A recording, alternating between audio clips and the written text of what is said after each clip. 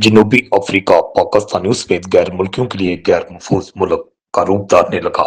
जनूबी अफ्रीका में गैर मुल्कियों के खिलाफ एहतजाज और दुकानें बंद। जनूबी अफ्रीका में मार्च एंड मार्च नामी एंटी इमिग्रेशन ग्रुप के जेर तमाम जोहान्सबर्ग और प्रिटोरिया में हजारों अफराद ने गैर मुल्कियों के खिलाफ मुजाहरे किए। गैर मुल्कियों पर मुलाजमतें चोरी करने का इल्जाम लगाया जा रहा है। लूटमार के खदशे की वजह से मुकामी और गैर मुल्की मालिक की दुकानें एहतियाती तौर पर बंद की गई। गाना, नाइजीरिया, सोमालिया और दीगर अफ्रीकी मालिक के सफारतखानों में अपने शहरों को दुकानें बंद रखने और घरों में रहने का मशवरा दिया।